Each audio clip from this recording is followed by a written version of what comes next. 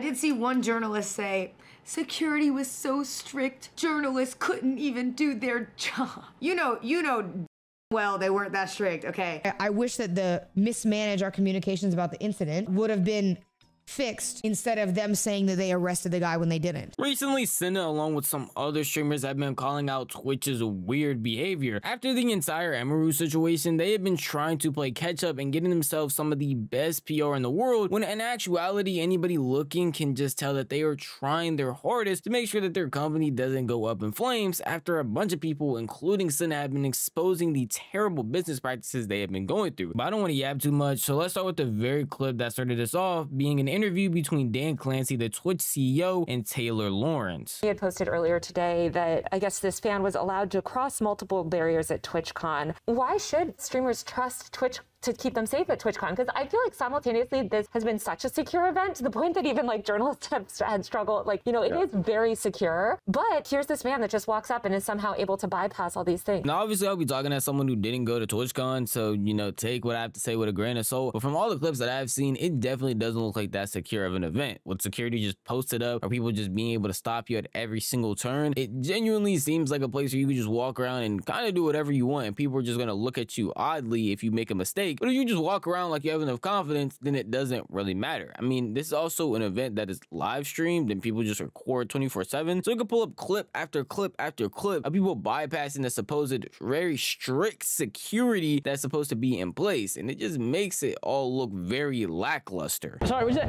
Shay. Sorry. Deshay? Yeah. Deshay Frost? Yeah. That's me. Awesome.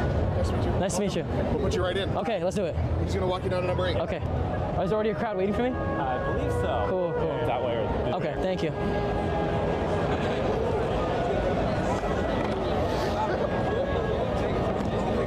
Hi, we can start whenever you're ready. Like, I've got to be blind, because I don't think the top-notch security is in the room with us, unless it's just permitting you to get inside the convention, because then again, I guess that would be a good thing. Don't permit anybody weird to get inside. But once you're inside, do they just like go on their phone, start playing Candy Crush? Like, I'm just so confused where this top-notch security even is to begin with. Because he was able to come in, take not only the Shea Frost spot, but when he was also just sitting there at the booth, I understand why people are able to get past those lines. Because if you go back and look, the only security that's really there is one Twitch staff member to like his right, and that's it. There's no one else there, so there's no real security to begin with. A lot of people noticed that and noticed that weird statement that she made, and Cinna saw it as well and decided to call her out on it. I'm gonna be honest with you, there were places it was really good, there were places it was lax. It's not as black and white as security is non-existent, and it's not as black and white as security is over the top. Because both things were not true. I did see one journalist say, security was so strict, journalists couldn't even do their job. Girl, you know well, all right? Like, let's keep it a buck. You know well, they weren't that strict, okay? They did try to do better this year, you know well. Don't even try, I saw that. I said, yes, and what were you reporting on the TwitchCon floor? You know what I mean? What were we doing? I said, there's no way. Taylor Lorenz is a complete moron. You can safely ignore her. Well, I don't really know her, to be honest with you. I just saw that tweet and I laughed and I said, oh my God, you poor journalist. You had to get your wristband scanned and couldn't get into a private area, so you probably couldn't do your journalism. Like that, I just don't think that journalists were that restricted. You know what I mean? Like, I'm sorry. Like, what are we talking about? Are we being so dead? Like, sometimes it just brings out the brain rot of people on Twitter, bro.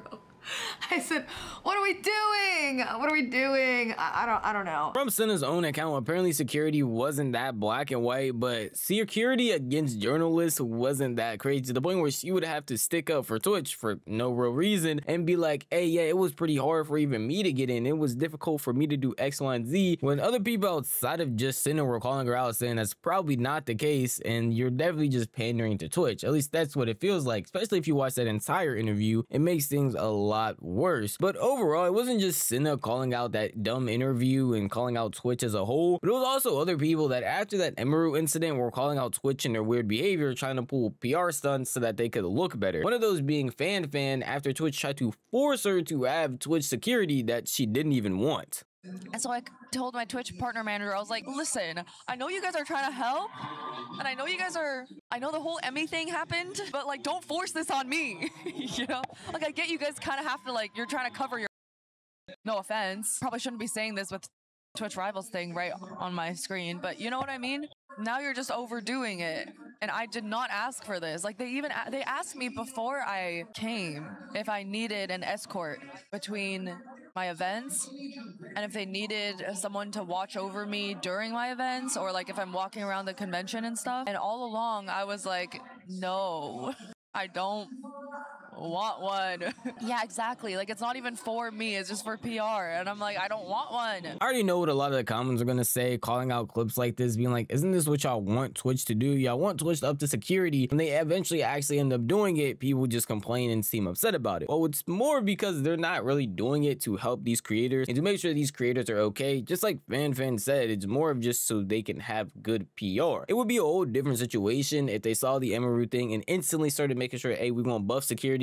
Or even before that emiru incident, when people were calling out Twitch, talking about they don't want to go because they are scared of their safety, they instantly buffed up security, explained that they're going to have different creators have security followed around. They consistently offer security, but it had to take this situation, not only the emiru situation, but emiru going on her own platform, going on Twitter, talking about how lax and how terrible Twitch was as a whole and how their staff really wasn't doing anything, for them to eventually now want to actually buff up security that they can look better in the eyes of other people. And I know I already made a video about this, but I want to play this clip again so y'all can understand not only Twitch's response, but Dan Clancy, the CEO of Twitch, when he originally spoke on the situation, this is the first thing he had to say. The safety of our creators is the top priority. The challenge we face is a challenge in today's society. It's not limited to Twitch. It extends throughout our society. I do think that when you're live streaming, in many ways, since you control your community and you can ban people, you can make it so that those people that you don't want engaging with you and participating with you aren't there. Okay, it's very different. You know, when I use other short form content and people say all sorts of stuff,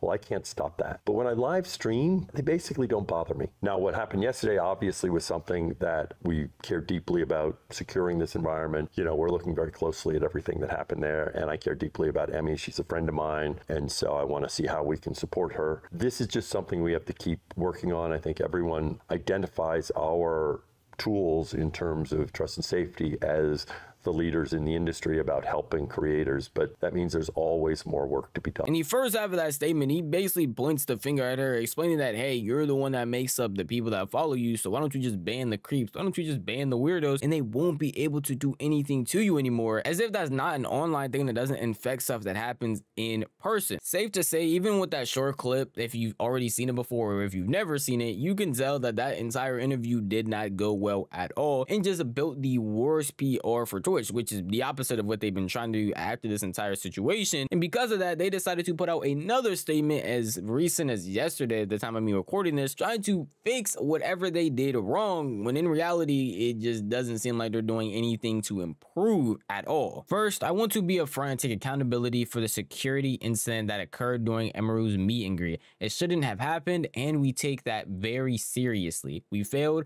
both in allowing it to occur and in our response following. We mismanaged our communication about the incident, and that includes the comments I made. I apologize to emiru for all that took place. What we are doing moving forward for meet and greets, we've begun a complete analysis of the incident that took place, as well as other issues that came to our attention after TwitchCon concluded. We're examining everything from how we do signups to the layout to the increased security controls. We're also doing a comprehensive review of overall event safety and security, and we'll be making updates for future TwitchCons. While we won't be sharing all security updates for privacy and safety reasons, we will keep our community informed about the changes that directly impact attendees. We have heard concerns about IRL streaming at TwitchCon. Twitch has evolved over the years, and IRL streaming is a part of Twitch, but we need to ensure that TwitchCon meets the needs of varieties of participants. We will be reviewing how we handle IRL streaming at TwitchCon, and we'll have more to share soon. Finally, we got clear feedback on accessibility across the event. We're reviewing with our team, including our production and venue staff, so that we're better equipped for future events. You put a lot of trust in us by attending TwitchCon, and we take our responsibilities to keep you safe seriously. We know that TwitchCon means a lot to a lot of people, and it means a lot to us. Be on the lookout for more updates, and thanks for being a part of Twitch. Dan Clancy. Now, a lot of that stuff sounds like good updates and good changes. I just wish it didn't take this long and for Twitch to be dragging their feet and literally being forced to to have to do this because of the emiru backlash from other streamers, backlash from literally every last person, to the point it just feels like a corporate tweet that they put out so that in case they get sued or something brings up like legally, that they can just say, hey, look, we're making improvements, we took our stance and we understand what we did wrong. But at the end of the day, a lot of people were also just not happy with this overall. And again, that person being Cinna, who was upset about their whole mismanagement of this entire situation to begin with. You know, I wish that the mismanage our communications about the incident would have been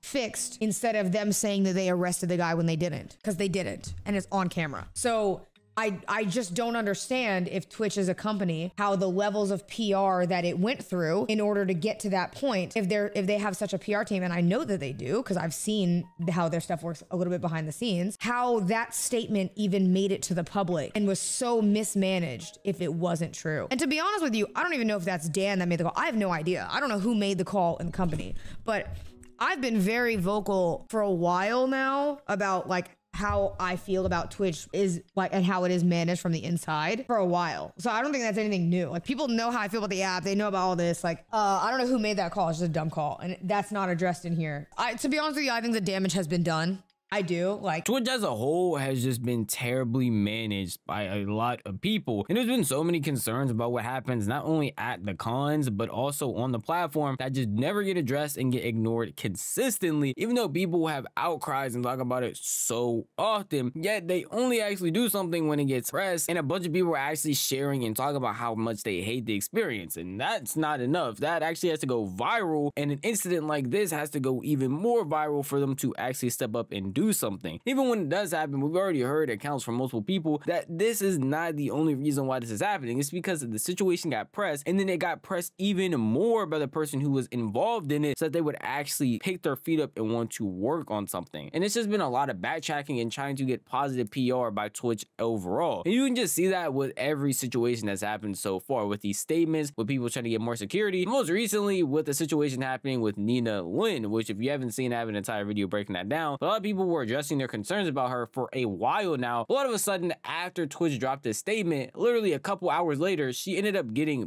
banned because a bunch of people were making concerns that she should have already been banned. I mean, yeah, she's a weirdo. I don't know how it took that long.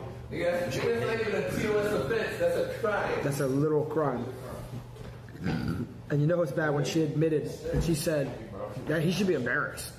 Yeah. Like, what are you, what? So bad. She said that was like the worst thing you could have ever said. Aspen Golden XQC reacted to it, and they're like, she should be banned. And then she's like, I'm sorry. I'm sorry.